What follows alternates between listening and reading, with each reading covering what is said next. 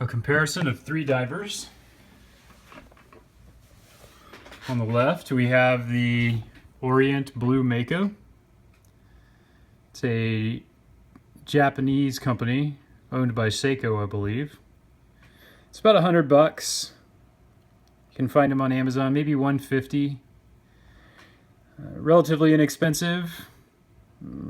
Does not have hacking second hand. What that means is when you pull the crown out, the second hand continues to tick, so you cannot set this watch to the second.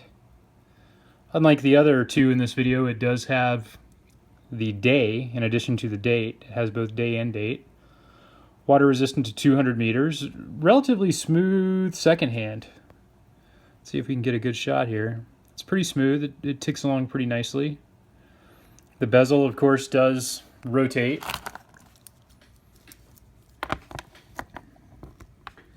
Back clasp is secured by this, and then there's a push button clasp on either side. Pretty plain case back. It does say Orient on it. You can see it's got sunscreen all over the back of it here. This is the watch I wear when I play golf. Definitely borrows heavily from the Rolex Submariner for the bracelet. And that's a shot of the crown. So there it is. Onto the crown jewel of my collection, the Omega Seamaster. One thing that separates the Omega from the other two that you'll see is that, as you can see on the dial, it actually has raised logos and raised hour markers. So instead of just being printed on there, let's see if we can get that focused. I'm trying to get the logo, the dial logo focused.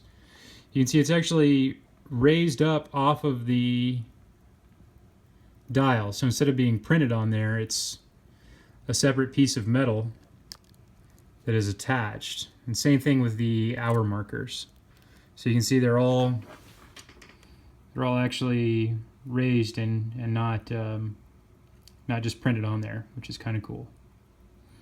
Pretty smooth movement. I mean, this watch is very premium feeling in every way. One thing that I really like is that the second hand actually does overlap the second hashes or the minute hashes around the bezel.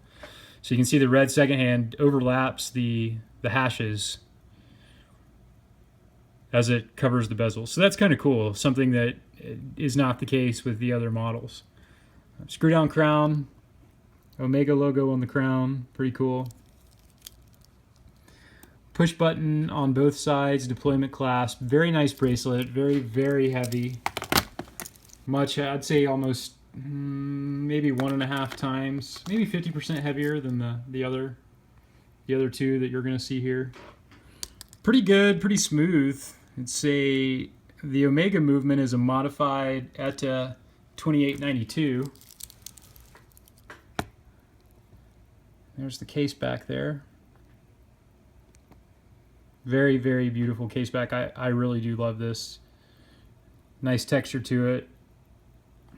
There's a anti-counterfeit sticker somewhere, which really looks like it'd be pretty easy to fake, but that's the sticker just below the Omega symbol on the case back. You can see the anti-counterfeit sticker, which pretty hilarious actually. And then lastly, we have a watch that's very near and dear to my heart. This is the Tissot Seastar. Inside this watch, there is a ETA 2824, which is the just a standard ETA movement.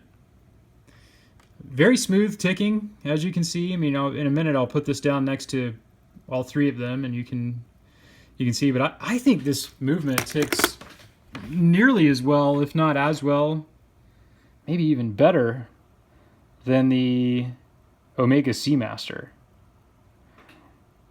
I mean, it is really, really smooth and fluid.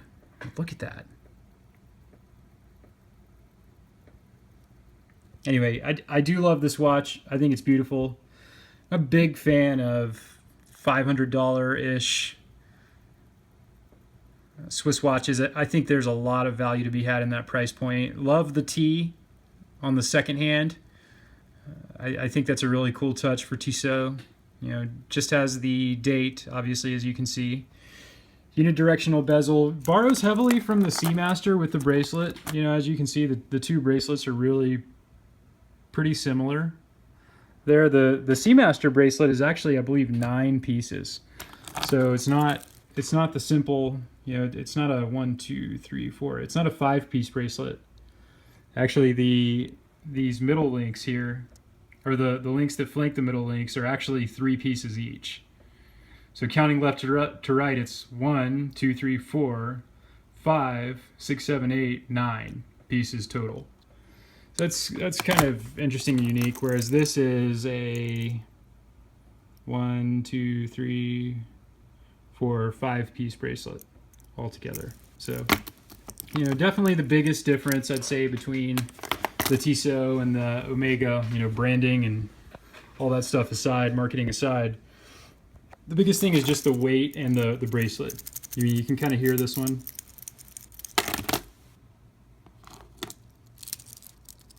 Very different, a lot less rattly. Definitely a lower quality bracelet, but overall a whole lot of watch. And then it has a display case back, which I think is just phenomenal. I mean, that really is so cool to me. It's alive. If I can get my thumb out of the way, that would be a lot more helpful.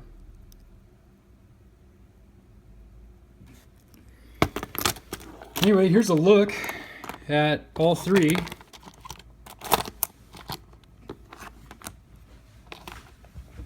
Side by side, just so you can see how they tick.